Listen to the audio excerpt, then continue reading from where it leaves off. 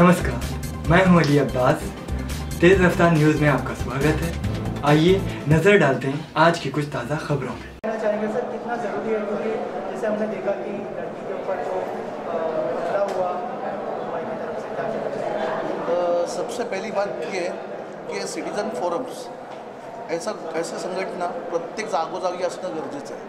कारण होतं कसं, अन्यायाला वाचा फोडायला कोणी पुढे येत नाही, कोई नहीं आना चाहता. लोग देखते, मज़ा लेते, मज़ा लूटते और चले जाते.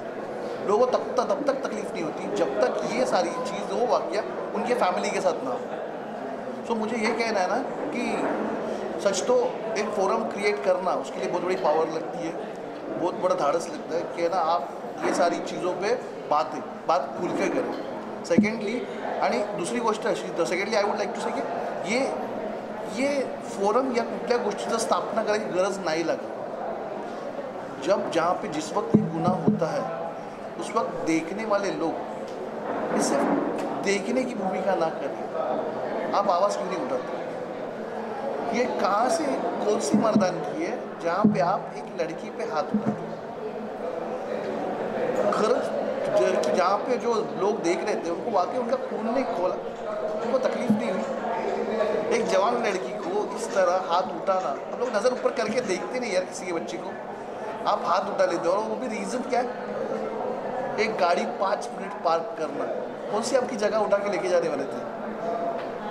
ये कौन सी मर्दानगी है सर? प्लीज़ मत करो.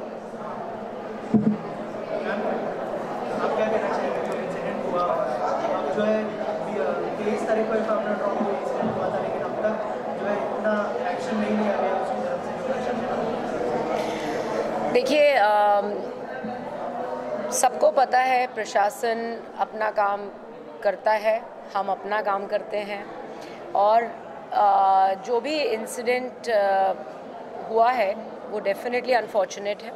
मैं पहले भी कह चुकी हूँ कि हम सब जब तक हिम्मत नहीं करेंगे, हम सब जब तक आगे नहीं बढ़ेंगे इकट्ठे होकर, तब तक इस तरह की हरकतें, मतलब मुझे ये हैरानी है कि आज की डेट में भी इस तरह की चीज़ें हो रही हैं. इट इज़ अस्टॉनिशिंग, तब अनबिलीवेबल. लेकिन जब जब कोई नाइंसाफ़ी होती है तब तक एक मसीहा भी वहीं खड़ा रहता है. तो हम यही कहेंगे कि हमारे साथ जो मसीहा हैं वो एक राह दिखाने की कोशिश कर रहे हैं. बहुत से लोग साथ जुड़े हुए हैं और हम उम्मीद कर रहे हैं कि इस तरह की हरकतें बंद हो जाएं. We are living in a civilised country, I hope. और आई होप कि ऐसा दौर ना आए कि जहाँ पे औरतों के लिए, हमारी बच्चों के लिए, हमारे सीनियर सिटीजन्स के लिए या हमारे यूथ के लिए, टीनेजर्स के लिए बाहर निकलना मुश्किल हो जाए. हम ऐसे कलयुग में नहीं रह रहे हैं. सो ऐसे में अगर इस तरह का कुछ होता है तो बहुत अचरज की बात है और बहुत शर्मनाक बात है कि ऐसा हुआ. लेकिन अगर अथॉरिटीज़ इसके ऊपर ध्यान दें और हमारा साथ दें, अजय जी ने जो भी प्रोटेस्ट किए या जिस तरह का भी आवाज़ उठाई, उसमें हमें काफ़ी सॉलिडारिटी, काफ़ी सपोर्ट मिली है फेलो सिटीजन्स से. लेकिन हमारे लिए बहुत ज़रूरी है एक और चीज़ कि ये डर किसी के मन में ना रह जाए, ये दहशत किसी के मन में ना रहे कि ओ माय गॉड, हम क्या इस एरिया में रह रहे हैं, हम क्या ऐसी जगह में रह रहे हैं जहाँ पे इस तरह की हरकतें होती हैं. तो ये डर, ये दहशत ना हो, इसलिए इतना सपोर्टिव रहकर, इतना आगे बढ़कर इस चीज़ को अजय जी आगे लेके जा रहे हैं. हम सब इसमें जुड़े हुए हैं, हम सब चाहते हैं कि इस तरह की हरकतें ना हो और हमारी कहते हैं ना, बहू बेटियां सेफ रहें. आपसे जानना चाहूँगा. देखिए, जैसे मैंने शुरुआत में आपको कहा कि इनिशियली इन बच्चों को तकलीफ़ थोड़ी हुई क्योंकि केस रजिस्टर नहीं हो पा रहा था. लेकिन जैसे कि वरिष्ठ अधिकारी हैं पुलिस डिपार्टमेंट के, डीसीपी, एडिशनल कमिश्नर, उन्होंने सचमुच बहुत सहायता की इस केस को रजिस्टर करवाने में और उनका काफ़ी योगदान रहा। उन्होंने फॉलोअप भी किया जब उनको ये बताया गया कि जो आदमी जो गुरु ठक्कर हैं उनके कौन से क्रिमिनल रिकॉर्ड्स हैं और किस तरह से वो दहशत फैलाते हैं, तो उन्होंने सचमुच बहुत ही फास्ट एक्शन लिया और उसका रिजल्ट्स मिला भी, एफआईआर भी लॉन्च हुआ। और ये संस्था बनाने का एक ही मकसद है, जैसे हम लोग डेमोक्रेटिक वैल्यूज़ में बिलीव करते हैं, of the people, by the people, for the people. अब लोगों की जो लड़ाई है या लोग जो इनजस्टिस सह रहे हैं या जो लोगों की तकलीफ़ें हैं, उन्होंने मिलकर ही उसे सॉल्व करना पड़ेगा, एकजुट होकर ही सॉल्व करना पड़ेगा।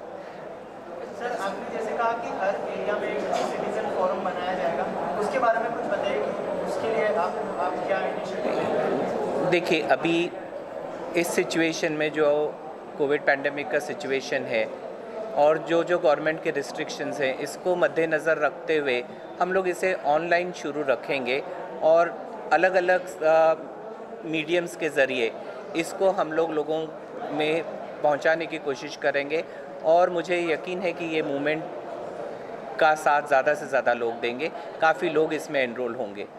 अच्छा सर, मेरे एक साथ 3 सवाल है, तीनों सवाल का जवाब मुझे आपसे चाहिए। पहला सवाल, सिटीजन फोरम बनाने की ज़रूरत क्या पड़ी? दूसरा सवाल, ये सिटीजन फोरम किस विषय पे काम करेगा? और तीसरा और आखिरी सवाल, अगर सिटीजन फोरम में किसी को जुड़ना है तो उसके लिए उस पर्टिकुलर सिटीजन ने क्या करना चाहिए? देखिए, सिटीजन्स फोरम बनाने की ज़रूरत इसलिए पड़ी क्योंकि अगर पहली बार में मिल गया होता और एक आवाज़ सुनी जाती तो फिर इस सिटीज़न फोरम की ज़रूरत नहीं पड़ती है। क्योंकि हमेशा जैसे आयशा जी ने कहा कि जब हम मुट्ठी बनेंगे तो हम लोग एकजुट होकर काफ़ी चीज़ों का हल ढूंढ सकते हैं। तो इसीलिए इसकी ज़रूरत पड़ी कि सिटीजन्स फोरम बनाने की। और सिटीजन्स फोरम बनाने का मकसद इसका मकसद ये नहीं है कि कोई ये सोचे कि सिर्फ ये प्रोटेस्ट करने के लिए है या लड़ाई झगड़े करने के लिए ये कोई सिटीजन्स फोरम बना है। सिटीजन्स फोरम के बहुत सारे कार्य होंगे। बहुत से लोग बहुत सारी तकलीफ़ों में होते हैं, जैसे उनको मेडिकल प्रॉब्लम्स होती है, अभी कोविड पैंडेमिक सिचुएशन में उनको हॉस्पिटल्स की ज़रूरत होती है, बेड्स की ज़रूरत होती है। तो अगर एक सिटीजन्स फोरम एक इलाके में मजबूत बनता है तो अलग अलग इलाके में अलग अलग कार्य कर सकते हैं। अगर सिटीजन फोरम में किसी को जुड़ना है तो क्या किस तरीके से जुड़ना है? देखिए, उसके लिए हम लोग एक मोडालिटीज़ वर्कआउट कर रहे हैं। आपके भी चैनल्स के ज़रिए हम लोग नंबर्स या ईमेल एड्रेसेस देंगे, किस तरह से लोग अपनी मेंबरशिप फॉर्म वहाँ पे गूगल के द्वारा वगैरह हमको फिल करके भेजें। हम लोग अलग अलग मीडियम्स में वर्कआउट कर रहे हैं। सिटीज़न फोरम का मेन मकसद ये है कि ये कॉमन लोगों के लिए, एक आम आदमी के लिए, आम आदमियों की सुनवाई जल्दी होती नहीं है। आम आदमी के अभी तो किसी की भी सुनवाई नहीं होती, लेकिन ये फोरम का मेन मकसद, आप डायरेक्टली इनडायरेक्टली आप ये कहोगे कि अजय सर का मेन मकसद ये है कि हर एक कॉमन इंसान, उसकी जो भी मुसीबत हो, XYZ जो भी मुसीबत, वो इसके थ्रू हल हो। और नेचुरली जब हल होगी तो सबको उससे फ़ायदा ही होने वाला है। जैसा सर ने बताया, सिर्फ ये मोर्चा या आंदोलन के लिए नहीं है, हर किसी के लिए फोरम है, चाहे वो मेडिकल हो दो, एजुकेशन हो दो या जो भी हो।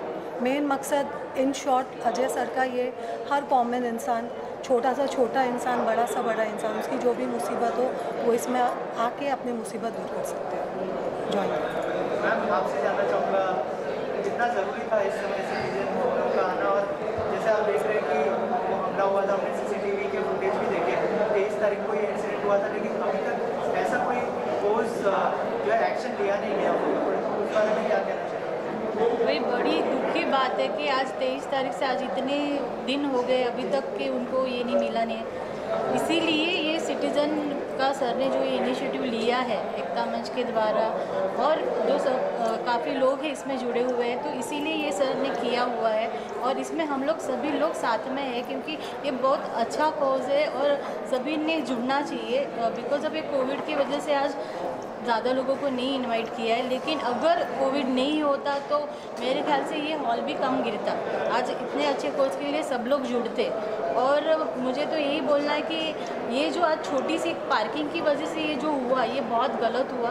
और ये महिला के, आज लेडीज़ के साथ ऐसा हो रहा है, तो सच में आज 21वीं सदी में ये जो हो रहा है, तो ऐसा लग रहा है कि ये क्या हो रहा है आज के दिन में। सभी लोग आज स्लम में रहने वाले भी लोग अच्छे एजुकेटेड है, फिर भी आज ऐसा हो रहा है तो बहुत दुखी बात है।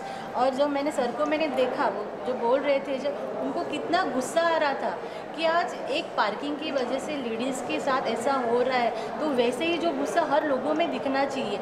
आज हम लोग एक लेडीज़ के साथ ऐसा हो रहा है तो वहाँ तो काफ़ी लोग रहते होंगे, उन लोग ने क्यों नहीं रिप्लाई किया, उन लोग ने क्यों नहीं रोका। तो हमारा तो यही बोलना है कि ऐसी चीज़ होनी ही नहीं चाहिए। आज ये एकता मंच के द्वारा ये जो हुआ है तो सभी में मैसेज जाएगा, और आपके मीडिया के द्वारा हम लोग तो यही रिक्वेस्ट करेंगे कि प्लीज़ आप सभी को बोलिए कि ये जो हो रहा है वो गलत चीज़ हो रहा है और आगे नहीं हो, और प्लीज़ हमारे साथ एकता मंच के द्वारा सब लोग जुड़े। बस इतना ही बोलूँ। लीगल सपोर्ट इसमें रहेगा।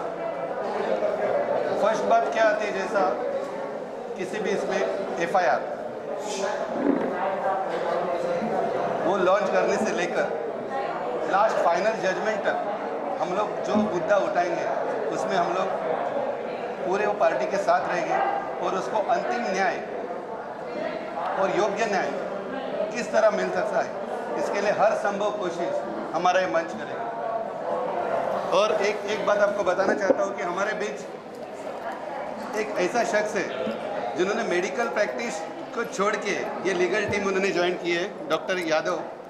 15 साल की इनकी प्रैक्टिस है, और उसके बाद भी उनको ये न्याय देने का जो जज्बा इनमें है, और इसी के लिए उन्होंने उनकी चलती हुई लीगल प्रैक्टिस, अभी तक वो कोविड सेंटर में काम कर रहे थे, और उन्होंने सिर्फ लीगल प्रैक्टिस के लिए इन्होंने उनका काम छोड़ दिया, वो लाइसेंस उन्होंने सरेंडर कर दिया। तो ऐसे लोग हमारे बीच में हैं कि जिनको लोगों को न्याय देने का एक जज्बा है, एक जुनून है। Advocate Pednekar, my self advocate Shivam Pednekar. सबसे बात तो मैं जिस सिटीजन फोरम के माध्यम से आपके सामने और एक चीज़ लाना चाहूँगा कि सिटीजन फोरम के साथ ही एकता मंच ने फ्री लीगल सर्विसेज भी स्टार्ट की है।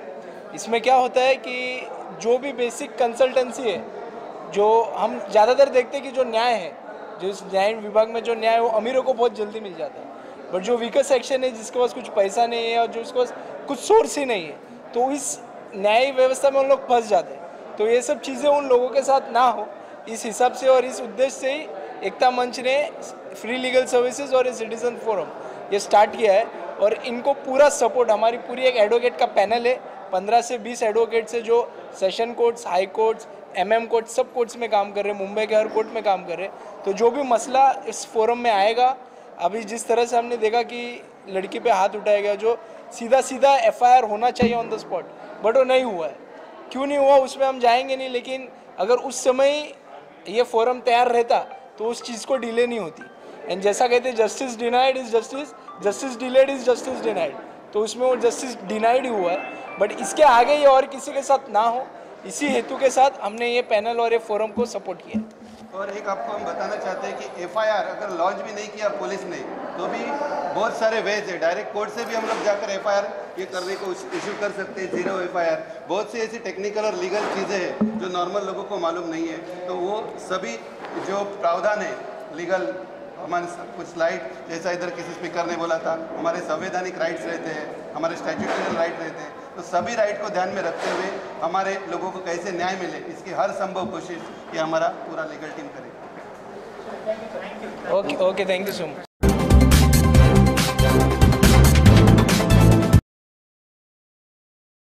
नमस्कार, मैं हूं अली अब्बास। तेज़ रफ्तार न्यूज़ में आपका स्वागत है। आइए नज़र डालते हैं आज की कुछ ताज़ा खबरों में।